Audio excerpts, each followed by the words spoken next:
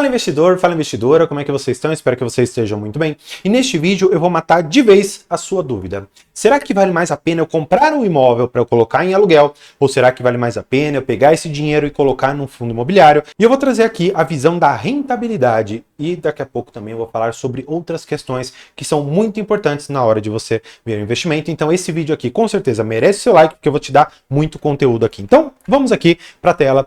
De início eu quero te dizer que eu peguei dados de algumas cidades, como São Paulo, como Curitiba e como Governador Valadares, que é no geral aqui de Minas Gerais. Por que eu escolhi essas cidades? Porque eu olhei ali no Analytics do YouTube e eu percebi que boa parte do meu público está em alguns desses estados aqui, até mesmo algumas dessas cidades, até porque dentro do nosso grupo do WhatsApp eu consigo ver lá mais ou menos de onde as pessoas são, que inclusive você está convidado a entrar nesse grupo do WhatsApp, que é em link aqui na descrição. E aí eu peguei alguns dados. Eu falei, tá, agora eu preciso verificar quanto que as pessoas estão vendendo os imóveis e quanto que elas estão recebendo de aluguel. E aí eu entrei em alguns sites e eu consegui colher alguns dados aqui para vocês, mas claro, eu omiti da onde são esses imóveis, tá bom? A localidade específica, para evitar alguma dor de cabeça em relação ao processo, tá bom? Porque nesse mundo de hoje tá um pouco complicado. De qualquer maneira, sem mais delongas, eu quero que você saiba como calcular o dividend yield mensal, que é o que eu vou trabalhar aqui com vocês, para que a gente consiga fazer comparativos. E a gente pode depois extrapolar isso para o dividend yield anual, mas eu já vou te explicar tudo isso. Como que a gente, a princípio, vai calcular o dividend yield mensal? Então, o dividend yield mensal, ele é calculado pelo valor recebido dividido pelo total investido, que seria esse valor de 3 milhões e 400. Tá, vamos começar a fazer algumas contas aqui para a gente poder verificar qual seria o valor? Eu teria que pegar, então, dividend yield mensal, valor recebido, 15 mil reais, nesse exemplo aqui de São Paulo, dividido por um imóvel de 3 milhões e 400 mil reais. Tá bom. E aí, claro, você tem que multiplicar por 100 para você ter o valor percentual. E aí eu chegaria a 0,44%. André, tá, eu entendi como eu faço o dividend yield mensal. Mas você pode me explicar agora como fazer o dividend yield anual? Bem, é simples. Você vai pegar o dividend yield mensal e você vai multiplicar por 12, né? Porque são 12 meses que nós temos, e aí você tem o dividend yield anual em percentual depois que você fizer essa conta aqui. Então, se multiplicarmos por 12, você chega a um valor de 5,29%. Ou seja, significa, neste caso aqui que eu mostrei de São Paulo, que a pessoa que colocou lá 3 milhões e 400 mil reais está recebendo de forma anual o valor de 5% aproximadamente. Claro, eu sei que existem correções, eu sei que existem outras coisas lá dentro e nós já vamos falar de tudo isso. Fica calmo que aqui nós vamos fazer várias contas com vocês, tá bom? E esse vídeo é incrível a respeito dessa questão aqui que eu vou trazer para vocês. Agora, vamos continuar aqui analisando outras cidades, tá bom? Vamos olhar agora para Curitiba, tá bom? Vamos olhar aqui o valor de Curitiba. Então, ele teve aqui o valor de aluguel 12 mil reais mensais, dividido por 1.590 mil, que foi o valor que o colega aqui está, pelo menos, propondo a venda do seu imóvel. Nesse caso, nós temos um dividend yield bem melhor, nesse caso aqui 0,75 mensal, e se fizermos o dividend yield anual, nós temos aqui 9,05%. Então, a pessoa que aplicou este valor aqui de 1.600.000 praticamente, está recebendo 9% ao ano. Então, olha só, aqui em São Paulo 5%, em Curitiba já está mais na casa dos 9%, e agora nós vamos aqui para Governador Valadares. Claro, isso daqui não é uma verdade absoluta, eu só peguei aqui alguns que eu consegui os dados para trazer aqui para vocês. Claro, você pode ver yields muito mais altos, yields muito mais baixos, vai depender um pouco também da região, um pouco do imóvel, mas eu tentei trabalhar aqui imóveis de médio alto padrão, que é o que eu tenho percebido, muito mais próximo aqui à realidade, que é o que o pessoal está mais procurando. Claro, não muitas vezes nesse valor de 15, 12, 10 mil reais, mas ali na faixa de um aluguel de 4 a 5 mil reais tem sido algo razoavelmente procurado, pelo menos na região que eu conheço, tá? Então, vamos pegar o caso aqui de Governador Valadares, em Minas Gerais, no valor de 4.500 reais mensais, e aqui ele está pedindo 1.300.000 reais, tá bom? Então, neste caso aqui, eu estou falando de um yield mensal de 0,34 e um yield anual de 4,15%. Então, vamos colocar aqui 4,15%. André, dessa conta aqui, eu posso garantir que fundos imobiliários são melhores? Calma, ainda tem muita coisa pela frente. Fica comigo que você vai entender o que mais que eu trouxe de aula aqui para você. Eu trouxe esse indicador aqui que é muito importante. Por quê? Existem faixas de aluguel que você não paga imposto de renda em cima daquilo que você está recebendo. Então, eu não quero também dizer que em todos os cenários seria melhor você ter fundos imobiliários ou que em todos os cenários vale a pena você ter imóveis físicos. A depender do tipo de imóvel que você vai estar alugando, talvez possa fazer mais sentido você não ter fundos imobiliários, e a depender do imóvel que você estiver alugando, pode ser que faça mais sentido você ter, ao invés do imóvel, fundos imobiliários. Por quê? Eu vejo muitas pessoas hoje com a ideia da kitnet, tá bom? E aí, nesses casos, muitas das vezes você tem aqui um aluguel menor recebido ali por mês do que R$ 2.112. Nesse caso, quando você compara talvez o valor que você teve que investir na kitnet e aquilo que você está recebendo sem imposto de renda, muitas das vezes pode ficar ali passo a passo com o fundo imobiliário, pode ser que até supere. Nesse caso, talvez, eu não vou trabalhar com um caso excepcional, pode ser melhor. Mas, muitas das vezes, eu vejo, pelo menos, que os casos deles estão muito mais próximos aqui desta faixa do meio, desses 2.500 até mais ou menos ali os seus R$ 4.500. Então, nós temos uma faixa de imposto que fica rodando de 7,5% a 22,5%. Portanto, não é aquilo que a maioria dos influenciadores falam, é 27,5% e, enfim, para tudo. Não. Não é assim que funciona. Você tem faixas isentivas que são importantes aqui.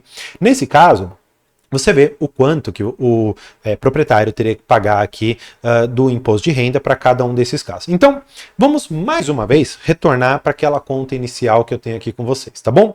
Ó, olha só.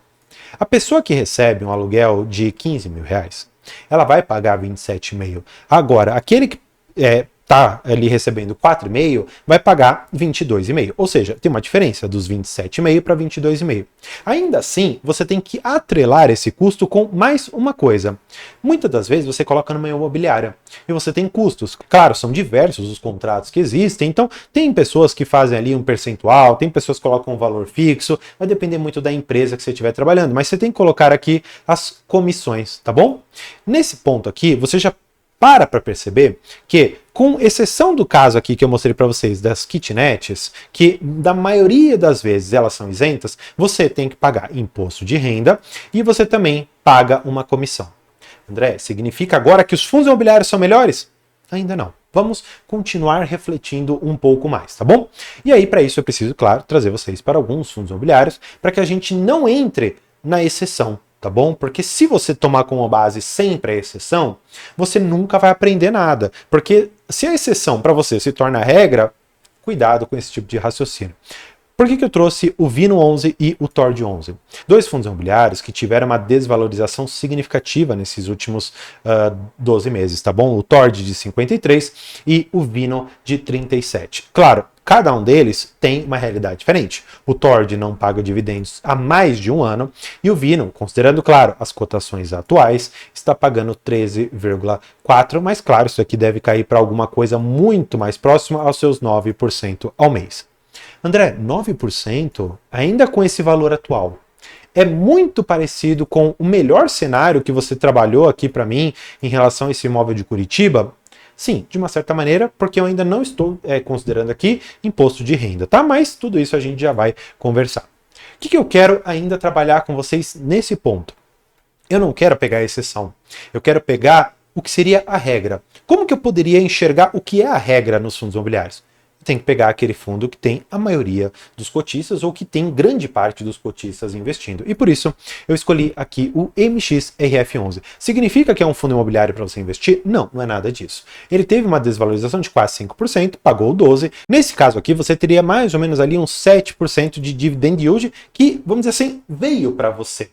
Por quê? Porque você olhando quanto que você pagou, considerando, claro, que você tem que comprar no começo do ano. E quanto você recebeu de dividendo, menos 5 com 12, você vai equalizando, vão dar aqui esses 7%, tá bom? Nesse cenário aqui, eu posso dizer, portanto, que o MXRF não vale a pena porque ele me deu 7% de rentabilidade, ao passo que o imóvel em Curitiba me deu 9%?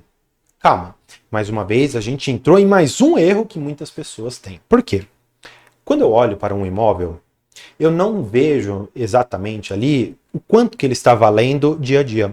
E aí você já deve ter ouvido a ideia de que não chega alguém na sua porta todo dia oferecendo um valor maior ou um valor menor pelo seu imóvel. Da mesma maneira, eu não posso dizer que o fundo imobiliário, só porque ele valorizou ou desvalorizou, significa que eu estou tendo ganho. Por quê? O ganho ele é artificial, o ganho não é de verdade. O que eu quero dizer com isso? Se você não vender, seja o seu imóvel real, seja a sua cota de fundo imobiliário, você não teve ganho, também não teve perda. E o que vai mais nos interessar é a renda advinda do seu imóvel e quanto que essa renda está trazendo para dentro do seu bolso. E nesse ponto, claro, eu tenho que trazer aqui o histórico de dividend yield do MXRF11.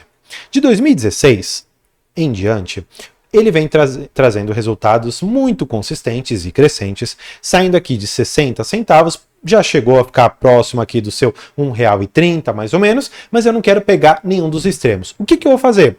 1,20 com mais 60, eu vou ter aqui o valor de 180, então eu vou pegar a metade disso, que seria 90 centavos. André, 90 centavos significa o quê? Que eu não vou pegar nem o momento melhor do fundo, nem o pior momento. Então, nesse cenário, o que eu vou fazer? Eu vou projetar esse dividendo de 90 centavos, ou seja, o valor que eu recebo mensal, pelo valor que eu estou pagando, que é de R$10,09, pelo menos na cotação de hoje, tá? Então, vamos dividir por 10,09. Nesse caso, então, nós vamos ter um dividend yield na ordem aqui de 0,89 por mês, tá? A gente pode até ver aqui em cima, deixa eu ver, ele não coloca o dividendo mensal, mas tudo bem. Se você projetar isso daqui para os próximos 12 meses, você vai chegar a um dividendo muito mais próximo de 10,70. Não é o que ele está pagando agora, ele está pagando mais do que 0,9, mas o que eu quero te mostrar é uma média, para a gente mais ou menos tentar trabalhar aqui alguma coisa.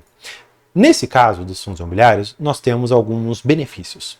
Primeiro benefício deles, que eu acho que muitos de vocês conhecem, é a isenção, tá bom? Isenção de IR. Por que isso é importante? Porque você viu lá atrás que naquela tabela você tem desde o momento de isenção até você pagar 27,5%. Por que eu falo que essa isenção ela é parcial?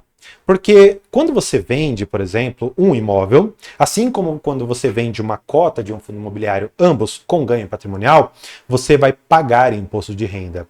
E aí você tem que depois consultar, tem alíquotas ali que são específicas. Nos fundos imobiliários, eu estou falando aqui de 20% sobre o seu ganho patrimonial. Então, neste ponto aqui, não temos uma diferença tão grande na venda, mas em relação aos rendimentos, em relação àquilo que você recebe, há essa diferença.